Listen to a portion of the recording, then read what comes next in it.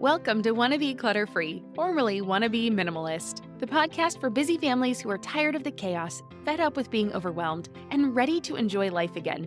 Each week, we talk about how to let go of the clutter so that you can focus on the things that actually matter. And it's not just physical clutter, we talk about the mental and emotional stuff too, because if it's holding you back, it's time to ditch it. I share what I've done in my own life to declutter, organize, and calm the chaos, but you won't just hear it from me. There are amazing guests too. It's practical, doable, and simple for those of us that want to be clutter-free. Hey everyone, today I want to talk to you about something that's helping me show up as my best self, hormone harmony. For any woman navigating the ups and downs of hormonal change, whether you're in your 20s or past 40, this is something you'll want to hear about.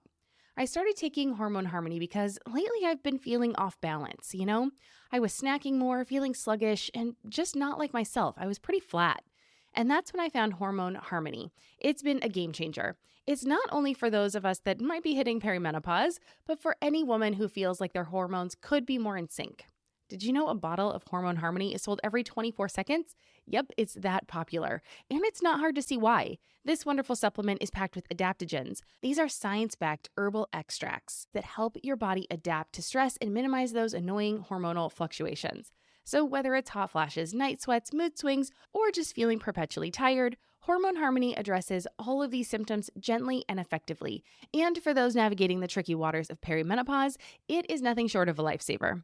The company behind Hormone Harmony, Happy Mammoth, is all about making women's health simpler and safer. Their products are sugar-free, gluten-free, dairy-free, non-GMO, and third-party tested to ensure the highest quality. And the best part? Women are reporting they feel like themselves again.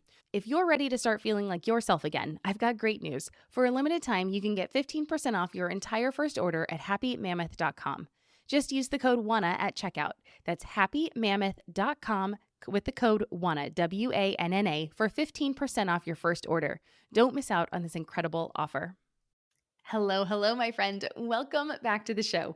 My name is Deanna Yates, and you are listening to episode 228 of the Wannabe Clutter Free podcast. On today's episode, I am chatting with Kate House about creating a life by design rather than by default. So if you've been feeling stuck or off lately, give this episode a listen because Kate does a really good job of helping us break down our goals and lay a great foundation for making lasting changes in our lives that light us up. But before we jump into it, I want to say thank you to you for joining me today. And if you enjoy this episode, can you take a quick moment and just click that subscribe button wherever you are listening to this so that you don't miss out on future episodes? I'm looking at my speaker lineup and it is really good. So you are not going to want to miss any of these upcoming episodes. And also, thank you so much for being part of our community. I could not do this without you. And if there is something you want me to talk about, or if you have a question about decluttering, organizing, or living a better life with less stuff, reach out on Instagram. I am at Wannabe Clutter Free over there, or you can join our private community on Facebook. It is the Wannabe Minimalist Family Group over there. All right, let's learn more about my guest today. Kate House is the host of the Live by Design podcast and founder of the empowerment coaching program, the Live by Design Collective. She helps women who are tired of feeling stuck and overwhelmed and are ready to move through life with confidence and clarity by setting and achieving their personal goals with soul via mindset shifts, personal growth tactics, healthy habits, and guilt-free self-care. When she's not working on this mission, you can find her living in her small town of Gettysburg, Pennsylvania with her husband and college sweetheart, their two little boys, and two mischievous pups. I will link to Kate's resources in the show notes, which you can find at wannabeclutterfree.com/228. Again, that's wannabeclutterfree.com/the number 228. And now let's get to our conversation. Well, hey, Kate, welcome to Want to Be Clutter Free. How you doing today? Oh my gosh, Deanna, I am so good and I am so grateful to be here with you. Thank you so much for having me. Oh, my pleasure, my pleasure. So, for those of you that are listening, Kate and I are doing a podcast swap right now, so it's really fun. So you can hear my interview on her show, and now Kate is here joining us over here, and we just had such a lovely conversation already that I know this is going to be amazing. So, you all are in for a treat. So, Kate, can you tell us a little bit about yourself and share your personal journey and what led you to become passionate about helping others live a life of design rather than by default? Oh, thank you, Deanna. I love that question. Yes, I am Kate House. I live in Gettysburg, Pennsylvania. I'm married to my college sweetheart. We have two little boys, and we moved to the little town where we first met in college to raise our family. So we are small town people, and I love spending time with friends and family. But I like to say by day, that is what I do. And then by night, I love hosting the Live by Design podcast. And it was really important to me when I started my motherhood journey. I wanted to be a really present parent, but I didn't want to lose myself in my decision to be a mom. And so the Live by Design podcast for me just started as something fun to do that kept me accountable to my goals and my personal growth. And then it's grown into so much more. And I feel really passionately about helping other high achieving women who feel like they don't have a lot of time for themselves, set, track, and actually achieve their personal goals with soul. And I like to say that we do that with both confidence and clarity. And I feel really passionately about that because I like to say jokingly at 25, I had a quarter life crisis, but I totally did. Like right at 25, I was like, who am I? What am I doing with my life? Because up until that point, I was the oldest child, high achiever, straight A's, Phi Beta Kappa from college, first job out of school, out of all my friends, right? That was like, I was really good at that. So I could check all the boxes, right? I was doing what I thought was, quote, expected of me, or as we talked about over on my show, the shoulds. And then I woke up at 25 and was like, I have this great career. I have incredible colleagues, but I feel really stressed and I feel really unfulfilled.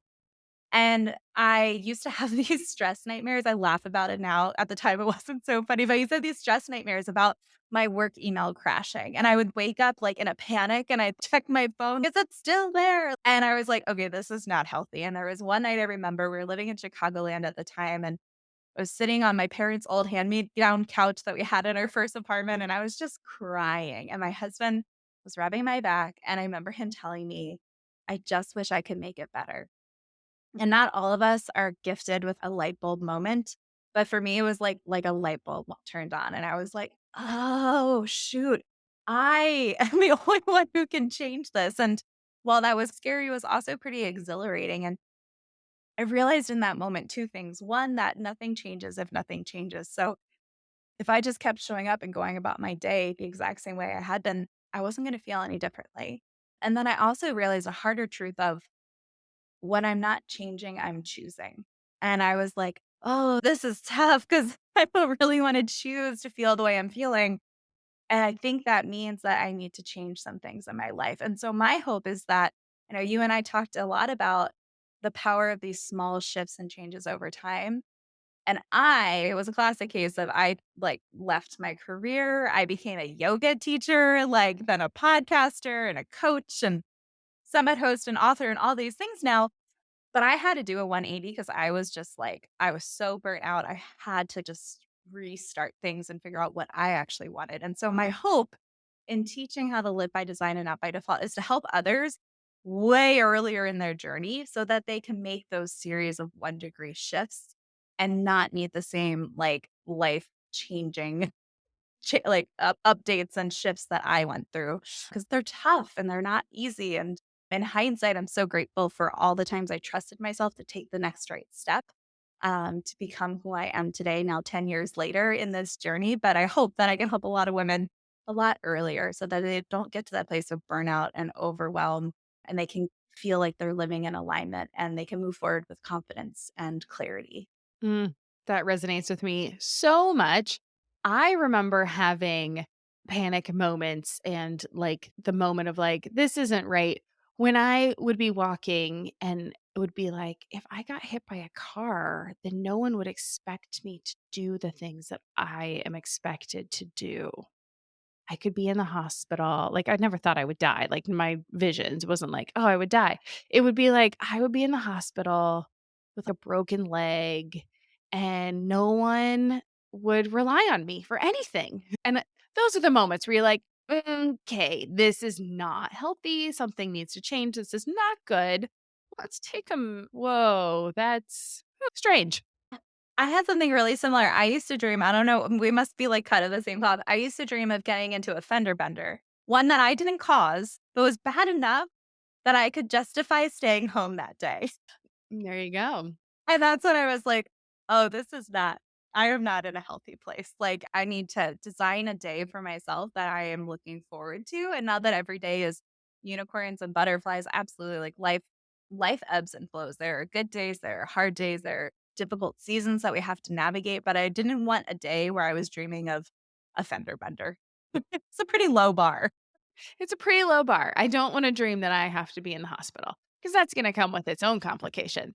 But anyway, and I also love what you said about helping people way before they get to that point in their life so that it doesn't have to be this giant sweeping change. Because I've done giant sweeping changes in my life too. And oftentimes you get things out of them. Obviously, you're learning along every decision and path you make, but you're not making that decision from the best place. You're making it from a place of desperation and not from one of, I actually think this is what I would like. This feels really good for who I am and where I am and all the things I'm doing. So I think it comes back to this idea of clarity, right? You talked about this clarity and confidence. So can you go into that a little bit more? Yeah, absolutely. So I think for so long, I did what was expected of me and the things that was, quote, supposed to be doing. And it left me feeling really unfulfilled. And so I had to go back to basics and figure out, like, what do I actually, what lights me up? And what are the things about me that are maybe gifts that I have that are unique to me that I can continue to nurture? And so I've created this framework, call it the Live by Design Blueprint, but essentially, it's the way that we get to be the architect of our extraordinary life. And it starts with the clarity piece. It starts with setting an intention for ourselves. And so I like to say we're sitting down and recording this on a Tuesday in October. You can set an intention for the next 12 months on a Tuesday in October, right? It doesn't have to be January 1st. It doesn't have to be the first of the month. It doesn't have to be a Sunday. You can do it the moment that you hear this episode. And so what I like to teach is we start with kind of the big picture. So it's like an umbrella, and the biggest part of the umbrella is this annual intention. And to me, an annual intention is different than like a New Year's resolution because the intention is it's just how do you want to feel? Do you want to feel peaceful? Do you want to feel energized? Do you want to feel strong? My word this year is empowered. And so this quarter, I'm really focusing on my physical health and how I can feel empowered in my body after a season of being really sick when our kids started school. And so I use this intention to give us clarity because then all of a sudden, decisions become a lot easier when we can look at them through the lens of what is my annual intention? And does this opportunity support that annual intention? And if it's totally the opposite of it, it becomes a very easy way to say no to things that don't feel in alignment that you feel like you should say yes to, but it makes it a lot easier to say, you know what, maybe just not right now. And it doesn't have to be a no forever, but it makes it easier to bring things into your life that support the way you want to feel. And having clarity on how you want to feel, I think, is one of the first steps to living with intention and getting to do it with confidence because you know what you're working towards and who you want to grow into along the way.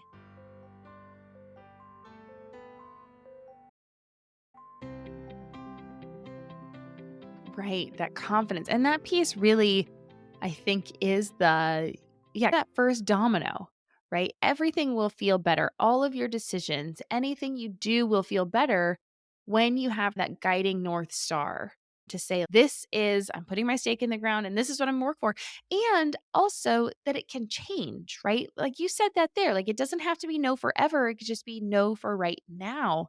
And if you spend the next year on this journey with whatever your word of intention is and whatever the vision for yourself and you start to get closer, it might open you up for a different path you didn't know possible, might open you up for a different idea it never even crossed your mind. There's so many. I think that's one of the things that as I grow older and I think about we have an 11-year-old, I think about what life is going to have in store for her. I'm a podcaster for gosh darn it. This was not a path when I was in school, like her age. If someone had said, I'm going to be a podcaster, people would have been like, what are you talking about? That didn't exist. And so I think we need to open ourselves up to these ideas that we will learn. It's a journey, right? We will learn as we go. And it might be different than we can envision now because we only have this limited view. But using the limited view we have to get crystal clear and be confident in the direction we're moving, knowing that it doesn't have to be forever, I think is really, really a wonderful thing to think about. Yeah, it's so freeing. It's a total mindset shift, but it just feels so good. Yeah, and I think tell me if you felt this, but I feel like when people are nervous to make that first decision because they feel like it's going to be permanent. And so by opening yourself up to this idea of, nope, I'm just making, like you even said it, the next right step for me right now. I'm going to do what is best for me next, and then we'll figure it out from there. Yeah, and to piggyback on that, I think we have to give ourselves permission to try the next right step, and for all of our recovering perfectionists out there, and I'm, like, raising my hand because I am among you. Yeah, you too. We have to give ourselves permission to, 1, be a beginner. Again, it's okay if you're not amazing at something right off the bat. Gosh, if you go back and you listen to episode 1 of my podcast, oh my gosh, I was nervous sweating in my basement. I recorded on the wrong microphones. The quality was awful. My laptop was propped up on an empty diaper box. Like, this is what I was working with. And here I am now 4 plus years later, and I've got a setup and I know what I'm doing now. And I wouldn't be here if I hadn't have taken that step. And so I think a lot of times we've been taught SMART goals, which absolutely there are a time and a place for. But I think as women, a lot of high achievers, women who love to have full and vibrant lives, we need goals that are a little bit more flexible. That's why I teach goals whistle. And part of that is trusting yourself to take the next right step and not having to have the 10-year plan. Like, absolutely have savings goals or financial goals. Like, long term plans are great. But if I had said 10 years ago when I had that quarter life crisis, in 10 years, I'm going to be working on my first book.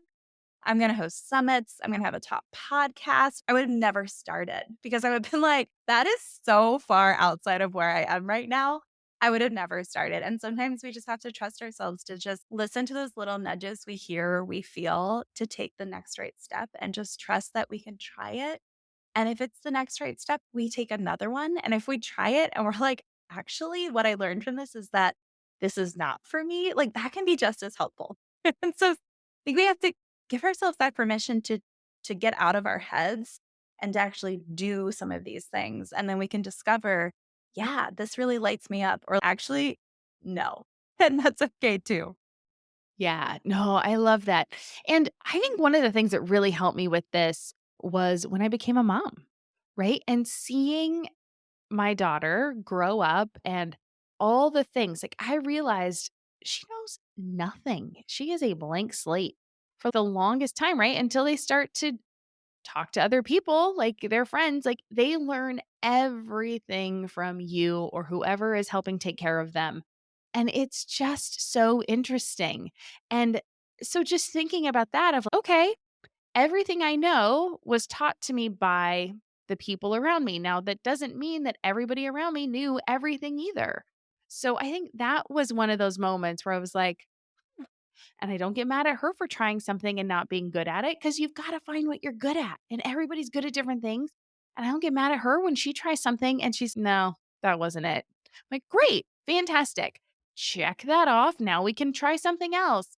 And so, why is it so hard for me to do the same thing of trusting my gut and saying, I didn't really like that? Because oftentimes I find people will try something, they're like, no, I'm gonna if I just keep going, I'll get good at it and I can keep doing it. And it's just you don't have to, it's fine. You don't have to do that thing. If that's not your jam, don't do it. Yeah, like, we don't have to force things as much. If it feels in alignment, if the end goal if who you get to grow into in pursuit of a goal is the person you wanna be, then keep going. But if the person you're growing into in pursuit of something that is misaligned, that makes you frustrated and low energy or, easily irascible, right? Then maybe that's the thing that you're like, I can just say no, like, lovingly be like, "N thank you for this experience, and this is not for me," and we can move on to the next thing. Kids we can learn so much from kids, right? About their, like, resilience and their willingness to try new things, and to not worry so much. I think sometimes too, what keeps us feeling stuck is we worry so much about and it kept me stuck for a long time, what other people think of us. And when I started especially when I started my podcast, I had to come to a place of being like, "It's okay. Like, I don't have to be everybody's cup of tea, and that is okay. There is the person out there for everybody to learn from, and if I'm not it, that's all right." And that's been a really beautiful learning experience of, "Okay, I'm just gonna keep doing what feels in alignment and not force things but be disciplined. And when it feels like the right next step, to just keep exploring, to keep being curious. I think curiosity is a big part of it too. So true. So true. All right. I want to come back to goals with soul. I love that expression and I want to know more about that. So, how do you like to set goals and how does that work for you?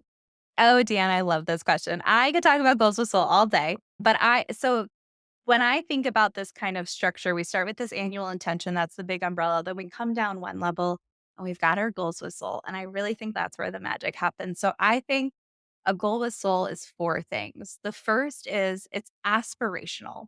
So future Deanna, future Kate, 3 months from now, 6 months from now, she can absolutely do this thing. Whatever it is, she's got it. Current me is, "Ooh, I have a little bit of sweaty palms or some butterflies in my stomach, but that's good." Then, like, sometimes for me, that means, okay, this is I think it's James Clear in Atomic Habits talks about setting goals that are 4% outside of our comfort zone. So, okay, this is like 4% out of my comfort zone. So it gives me a little bit of butterflies, but I know that future me, she's got this. When I sat down to plan and host my first summit, I was like, I don't know if I can do this, but I knew that Kate 6 months from then could do it. And so the goal is first, it's aspirational. Future you has totally got this. The second part, which I think is actually the flip side on the same coin, is that a goal with soul is attainable. And by attainable, if you show up consistently for 3 months, for 6 months, for a year, you can do this thing. So you don't have to have it done yesterday. You can do it in 10 minutes a day or an hour block of time every week. But if you show up consistently, you can achieve it. So we want to set goals that we're setting ourselves up for success, right? We want to create success momentum with each small win. We feel more confident, we get more clarity, and we can continue growing from there. So, goal with soul is aspirational, it's attainable, the next thing is that it's meaningful. This really comes back to a lot of what we've been talking about here. I like to jokingly say you can't spell meaningful without the word me. And so this is where it's about what's in your heart. What do you desire? Do you want to learn how to crochet? Does that excite you? Make that your goal with soul. Like maybe you haven't had a hobby in 10 years and you're like, I really want to do something fun for myself at the end of the day that feels relaxing, where I get to do something with my hands, but it's maybe not a super difficult task to focus on. It can be something that it becomes this like flow state for you. Absolutely. Take an online crochet class. That's amazing. My goal with soul right now is I'm writing my first book. So this is like a big goal with soul. This is one that's I usually like to think 3 to 6 months for a goal with soul. This is like a year long goal with soul. But I'm breaking it up into sections. So right now I'm on like the first draft is my current goal with soul. And so it's definitely aspirational. I'm not a published author yet. So future Kate's got this. Current Kate's, oh, all right, let's do this. I'm along for the ride. It's definitely attainable. I know if I keep showing up, I keep writing, it will happen. But it's also meaningful to me. What I write about, living by design and not by default, it means so much to me to share with others. And so a goal with soul has to be meaningful. The final piece, and I think the thing that SMART goals is missing, I think people who come from goal setting it from a really masculine energy is missing is a goal with soul has to be seasonally appropriate. And I don't mean like it's fall. What season of life are you in? Are you caring for an ailing parent or grandparent? Do you have a newborn? I coached somebody at my last summit who literally did the coaching session with her baby on her chest. And we're like, okay, great. You have a newborn. So, like, your goal with soul right now is going to look differently than it will a year from now, 2 years from now. Right now, writing a book is a goal with soul that works for me seasonally because for the first time, both of my kids are in school. I've got a kindergartner and a first grader. And so for the first time, they're both in school for the day. And so I now have the capacity and the time to pour into this kind of project. If I had set this goal with Soul a year ago, it wouldn't have been seasonally appropriate. It wouldn't have been attainable. I would have been stressed during the process. And so I get to come at it with a very different energy now. And so that's what goals with soul are. They're aspirational, attainable, meaningful, and seasonally appropriate. And sometimes goals take longer to achieve than we think. I'm pretty sure it's in, oh shoot, I had it. Where is that book? There's a great book, and the name is escaping me right now. It's by Greg McGowan, Essentialism. Essentialism. I'm rereading it right now. Oh my gosh, that's crazy. It's so good. I knew it would come to me. It's right there on my bookshelf. He talks about how tasks take how to budget 50% more time for a task than we think it's gonna take. And I've taken that to heart in everything in my life because it makes me so much less stressed. I feel less rushed if I'm like, okay, budget 50% more time to, I think in the book, he talks about driving to the dentist office, right? And then that way, if you hit every light red or there's an accident or there's construction, you're not stressing out, right? And so I think a goal with soul can take that same approach of, okay, set your timeline, but if it takes 50% more time, don't just stop, keep going. Take 50% more time. That is okay. So yeah, that's the framework I use for goals with soul. And I think it works well for women who have a very full life, right? Maybe you have a lot on your plate. You don't necessarily have hours every day to dedicate to the pursuit of this goal. That's totally okay. Let's make this work with where we are today, the energy we have, whatever level of health that we have, and could just continue to grow just a tiny bit every day or every week. And it's amazing what can happen then over the course of 6 months, over the course of a year. You can do really great things that feel right for you. And that's what matters the most.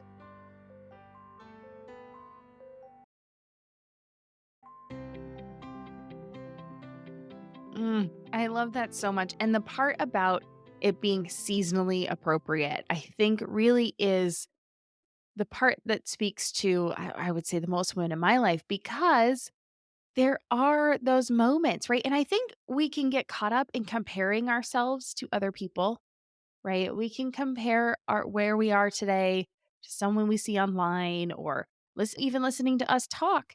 And it's different, right? I have an 11-year-old. She is so much more capable than your kindergartner or first grader, right? She can do so many more things on her own, right?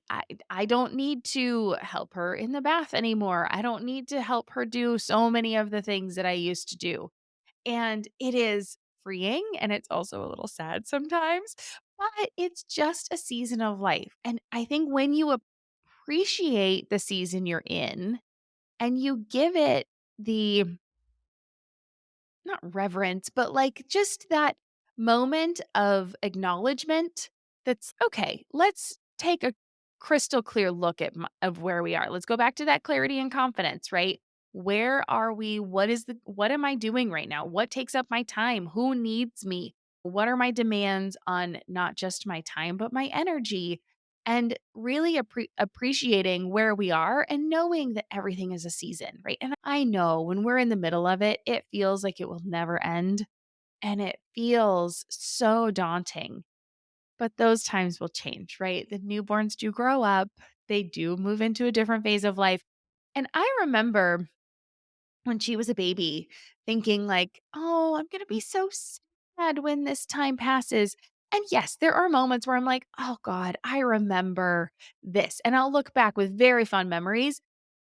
Every season she moves into, every new life phase, I'm like, "Oh my gosh, this is so exciting." And I just find a new level of, like, curiosity and acceptance and abundance of just, like, where we are. I'm just like, "Oh my gosh, it's so fun." It's fun to see her mature into the person that she's gonna be, and I don't know. I'm madly in love with my kiddo, and I'm sure all the moms listening understand that too. They're like, "Oh, yeah, I'm totally madly in love with my kiddo too."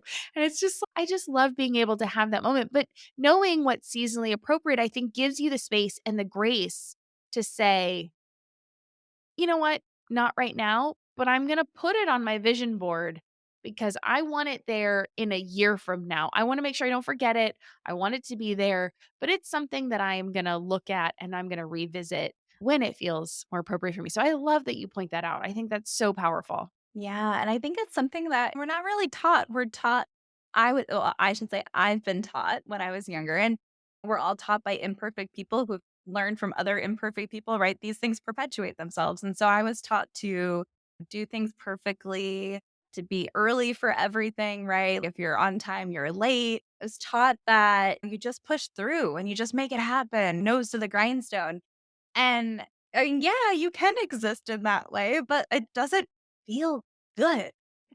You have to just it's like a square peg in a round hole, constantly over and over again, and so I think if we can have some kindness for ourselves, if we can have some grace for ourselves, and if we can just be maybe it seems like an antithesis of goals with soul, but being realistic, right? Like, I think there's something really beautiful about like, how can we set ourselves up for success? Like, by all means, have big, audacious goals. Absolutely. But let's work towards them. Like, they didn't need to happen yesterday. Let's set these. I think of goals with soul as they can be stepping stone goals. Like with my book writing, the first draft is a stepping stone. And then the first review and edits is the next stepping stone. And so you can take a really big goal if you're working towards one, but break it up into these smaller ones. So you can keep getting those successes and those wins, and then those continue to build off of each other. And the kind of final piece of this puzzle is taking your goal with soul and which is inspired by your annual intention and turning it into some sort of, and I know you're big on this, routines, habits, and it's turning it into a daily or a weekly habit. And so for me, that's like a routine of writing. And I am like a person on the move. I think you and I have that in common. So when I write, I actually do it like I'm a podcaster guy. So I talk and I record it and then I transcribe it. And I stand at my sit stand desk. Sometimes I have a little walking pad. I think better and I write orally better when I'm moving. So I like grab my walking pad and that works for me. And so if I just keep doing that a little at a time, the script grows. And so I think it's just a reminder to us that we can have these big goals, but how can we turn them into a habit that has a habit loop, something that triggers us to do it? And then we do the action. And then the reward is like, oh, I feel good. I wrote X number of pages today. Or if your goal is to feel physically strong, I went for my 1 mile walk, whatever it is. It gives us that chance to bring it down to a tangible level. So the intention is intangible, the goal with soul is more trackable. It's something that we can achieve. We can celebrate when we achieve it. But then the habit, the daily habit or the weekly habit is the thing that really actually moves the needle and makes the progress. And we can do that in these small blocks of time. I know you're a big fan of these small 5-10 minute blocks of time. You can do a lot if you just keep showing up. Love that. So good. Oh my gosh. Okay, there's more I want to ask you about. Let's see. I want to talk about, okay, so I love this concept of live by design, right? So the fact that we choose and we make this conscious effort to show up as we want. Now, I know there's got to be some mindset practices or tools because we can't just flip the switch. If somebody's listening to this and they're like, that's great, but I've been living so long by default and I feel overwhelmed and I just don't even know where to start. So, where do you suggest people begin this process? Yes, I love this. So I come from a background of being a holistic health coach. So I like to think about the mind, the body, and the soul. So if you're hearing this and you're like, I would love to get to a place where I have an intention and I have goals with soul and I have these daily habits, but maybe you've been in a season of survival, or maybe you're coming out of a season of grief. Like my brother passed away unexpectedly a couple years ago, and I was in a season of grief. There was like about a year where I felt depressed and just getting through the day was like the biggest win, let alone having a goal with soul. So, all that to say, friends, if you're coming out of one of those seasons, one, we see you and we hold space for you. And two, I want you to think about this mind, body, soul and think about which one, if there were a shift for you, which would have the biggest impact on your day to day life. So, are you craving, when I think of the soul, are you craving like connection? Do you want to go meet some friends? Do you want to cultivate a relationship? Do you want to really lean into the friendships you have? Or maybe you have a partner, you're a partner with somebody. Does your soul desire quiet? Do you want to have a meditation practice or a journaling practice? Does that look like a spiritual practice? So, thinking through each of these three areas. So, mind, body, soul. Maybe you're in a season where you're like, I'm coming out of a lot of sickness, right? That was me last year. We were sick constantly when the kids started school. My oldest started school. Building the immune system it is a trip. And so this year, my word is empowered. And I was like, I just want to feel empowered in my body. I want my default when people ask me, how are you doing? My default answer was, I'm tired. And I was like, I think that's been my answer for half a decade, and I was sick of it. And so for me, it was like, I'm going to focus on my body and I'm going to really hone in on my sleep, on my food. on my movement practices. So your mind, and maybe for you it's the mind, right? Maybe you're an overthinker, maybe you have anxiety, maybe you've experienced different things where you're like, I'm in this rabbit hole of swirling thoughts, right? So maybe you want some mindfulness practices and that would have the biggest impact on your day. But for a lot of us high achievers, we want to do everything all at once. And it's really hard, but I would suggest that you just choose one thing to focus on. The one thing that you're like, if I could just get this, if I could just wake up and not hit the snooze button, or if I could just get out and move my body and go for a walk every day, or if I could just connect with my family on a regular basis, whatever it is for you, pick that one thing that would feel like it would have the biggest impact and really focus on that first. And just know that all the other things, they will happen in time. There's the virtuous cycle. Actually, we talked about when Deanna was on my show of we make this one decision and has this positive impact, and then it just continues and it creates this like positive upward kind of vortex. And so pick one thing and give yourself time to focus on it. We all hear like 21 days to form a habit. Yeah, in an ideal world. But if you're also juggling career or family or partnership or, whatever the case might be, maybe you need more time. It took me 2 months at the start of this year to really get good sleep. I've never been a great sleeper. I had to like sleep train myself like I'm a baby. And so it took me 2 months to be like, okay, what does my nighttime routine look? What is an ideal sleep environment for me? What does the morning routine look like? Let alone like when my kindergartner like stealthily army crawls into my bed in the middle of every night. And ask yourself, if you're feeling overwhelmed, you're like, I don't even know where to start. Pick the one thing that if this pain point were solved for you, it would have the biggest impact and just choose one thing you can do for it. So if you want to feel physically empowered, for me, it was okay, I'm gonna start with sleep. Like I'm going way back to the basics. And so don't try to do all the things at once. Give yourself permission to focus on one thing, but keep doing it consistently over time. And we've learned from Atomic Habits and never miss twice. So it's okay if you miss a day. It's okay. Just don't miss twice. Or there's a saying like more days than not. So if you can let go of that all or nothing thinking of, okay, I did it perfectly for 7 days, but then I missed three. So I'm never doing it again. It's okay. Just more days than that. Start again. Oh, I love that. I love the perfectly imperfect, right? Like, it's okay. Give yourself grace. We've got so much going on. You are, most of the people listening to this, you're a mom or your children are home, they're young or they've moved out. Like, you still are nurturing these relationships. You're a partner, right? We talked about the show, my three P's, the person, the partner, and the parent that you want to be. And it's, you got a lot on your plate and we're trying new things. So just know that it's not gonna be perfect the first time out of the gate. Yes, recovering perfectionist over here, taking me a long time to be able to do that, but I do feel like the more I just try something and just come at it with curiosity of just, "Let's just try it and see if it works," more than like, "Okay, this is it. This is the thing that's gonna change everything for me." It's more of just, "Maybe," and then there's less pressure on it, and it almost feels like it works so much better. So I love how I say the same thing, just find the one thing that's gonna make the biggest difference. Mine is more in like the stuff around your home. And I love how yours is like this more behavioral, like internal thing that fits back to the goal you want. Like, what is the whole point? What do you want to achieve?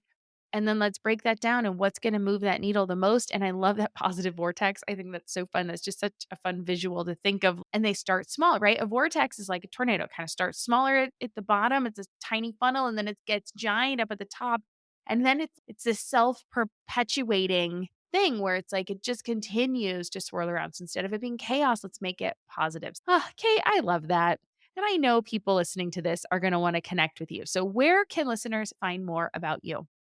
Oh, thank you so much. Yes, I know. I feel like I could chat with you all day. This is literally the best way to spend an afternoon. I like pinch myself that this is how I get to spend my time. So, yes, come listen to Deanna and I over on the Live by Design podcast.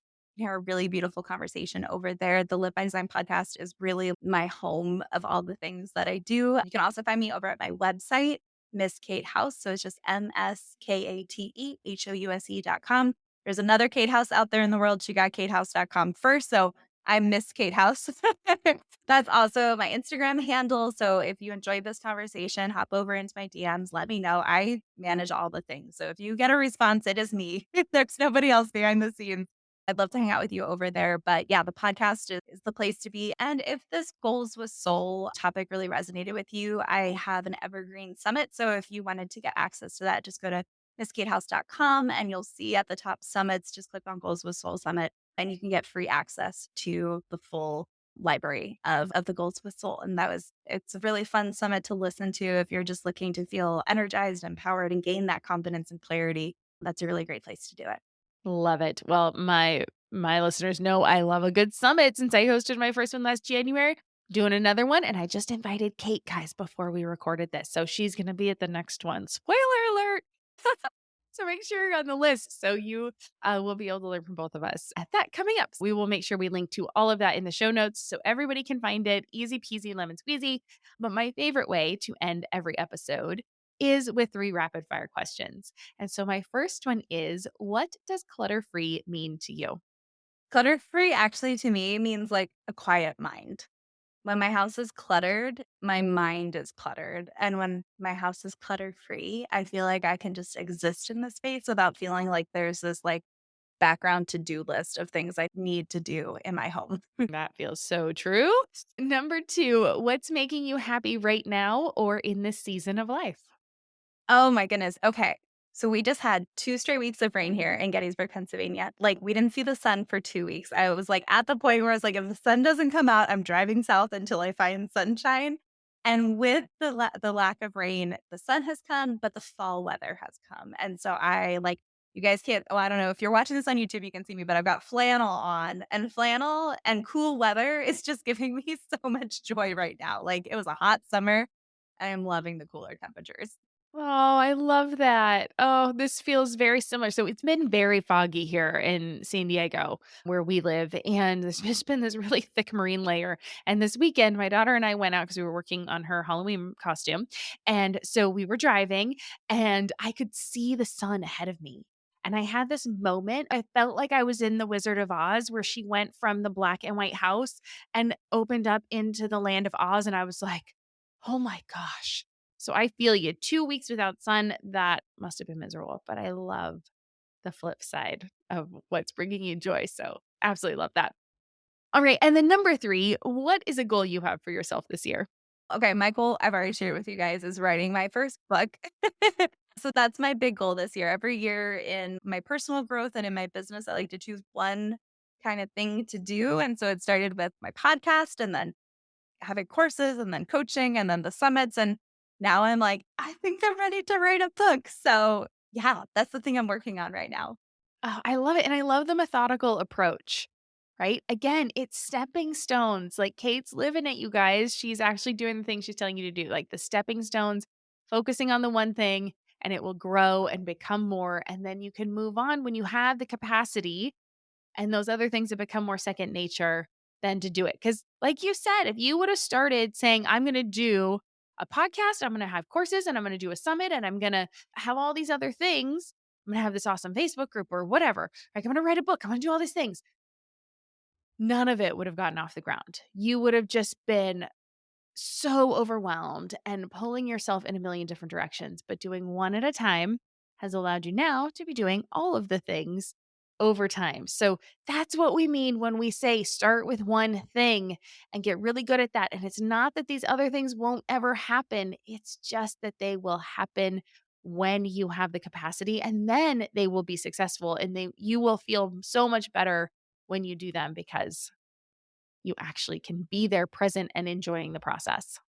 Yes. Oh my gosh. It's so true. And sometimes those little things that it builds and it gives you confidence and you get that clarity and it just takes time. None of us want to hear that. Just give yourself the time because the time I always say the time's gonna pass anyways. So we might as well spend it focused and loving who we get to be each day, even as we continue to grow and change into the future. Love that. Well, Kate, this has been lovely. Thank you so much for sharing all of this lovely inspiration and knowledge and just having this fun conversation with me. Thank you. Thank you so much, Sienna. Such a pleasure to be here and get to connect with you and your beautiful community. Aw, thank you. Have a great day. All right. Well, I have just been loving these podcast conversations lately. And even though I generally just meet my guests when recording, I have been feeling a real sisterhood forming. And I hope that you can feel it too. This was such a fun conversation. And I love that Kate and I were able to record for both of our shows because it meant that we got to really dive into our topics. But now it is your turn. I would love to know what you thought of this episode and our conversation. So if you do want to leave a comment or join in the conversation, come on over to Facebook. I'm there in the Wannabe Minimalist family group. It's a private community over there, and we can have a conversation over there about this podcast episode. Or you can join me over on Instagram. I am at Wannabe Clutter Free over there. And don't forget to subscribe to the podcast to continue to get decluttering and organization inspiration sent to you every week. And I do appreciate that you make the show part of your weekly routine. So thank you so much. I couldn't do this without you. And thanks again to Kate for joining us and offering us such amazing advice. Don't forget to click through the links in the show notes to get all of her amazing resources. And I will be back here next week when I'll be chatting with my friend Dan Abba about his children's book. It's all about helping your kiddos build up their grit and determination, and I think you're really going to love it. So until next time, keep things simple, keep thinking clutter-free, work on creating your goals with soul based on your season of life, and please remember that I believe in you and I know that you can do whatever you put your mind to. I'm Deanna Yates, and you've been listening to Wannabe Clutter Free. I'll see you next week. Cheers.